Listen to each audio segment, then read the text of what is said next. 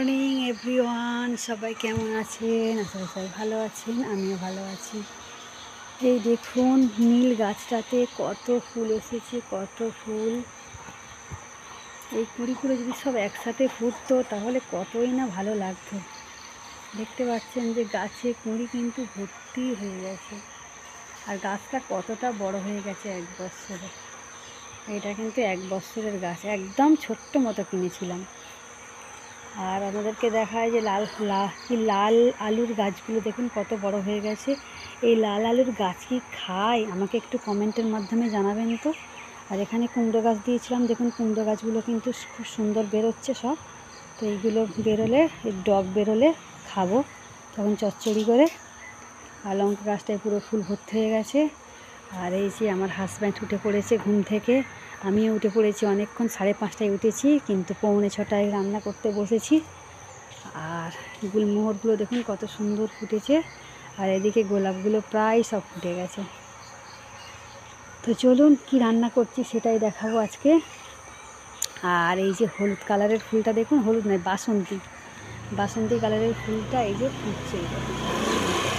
এই কালারটা এতই সুন্দর যে রাত্রিবেলা মনে হয় লাইট বন্ধ করে দিলে যেন এইটা লাইটের মতো কাজ করে।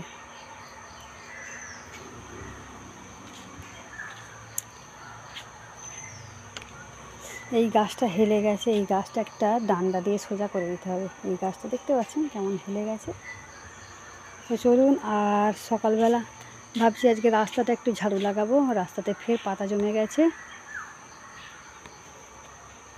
এই দিকটাও দেখিয়ে দিই, আর ওপরের আকাশটা দেখিয়ে দিই কত সুন্দর। যদি আজকে সূর্যোদয় হয় খুব ভালো লাগবে। হ্যাঁ,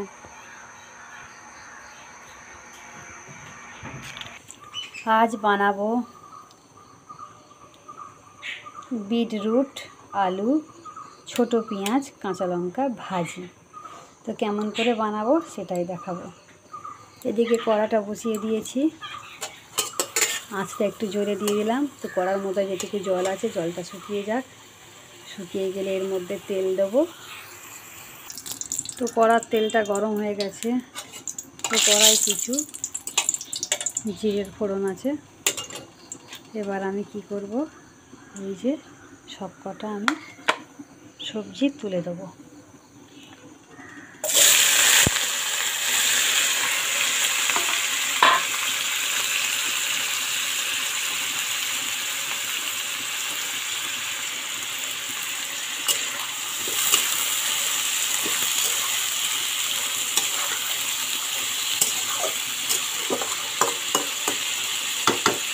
তো আমি একটা ঢাকনা দিয়ে দেবো।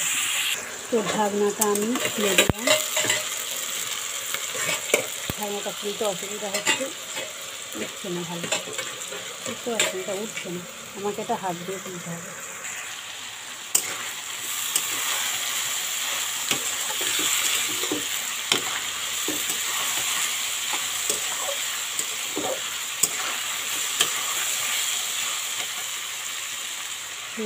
হলুদের গুঁড়ো আর নুন দিয়ে দিলাম পরিমাণ মতো।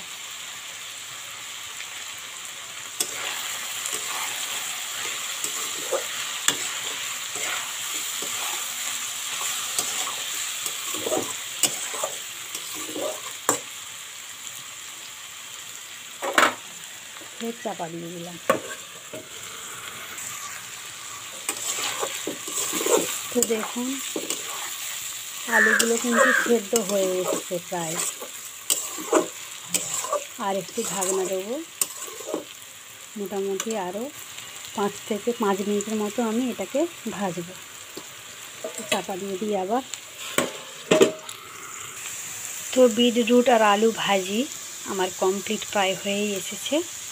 তো আপনারা দেখতেই পাচ্ছেন যে এর মধ্যে অনেকটা তেল আছে। তো এত তেল তো তুলে নেওয়া যায় না। তো তেলটাকে কি করব, আমি এই যে ছাঁকুনি দেখতে পাচ্ছেন, তো এর মধ্যে আমি ভাজিগুলো তুলে রাখবো, আর তেলগুলো নিচে ঝরে যাবে। তারপরে ওই তেল দিয়ে আমি অন্য কিছু রান্না করে নেব। চলুন, আমার বিটরুট আলু ভাজি রেডি। সবাই কাছ থেকে বিদায় নিচ্ছি, টাটা বাই বাই। সবাই ভালো থাকবেন, সুস্থ থাকবেন, আবার পরবর্তী সময় ছোট্ট মতো একটা ভিডিও নিয়ে চলে আসবো। ততক্ষণ দেখতে থাকুন, সঙ্গে থাকুন, আবার দেখা হবে। Tata, bye bye.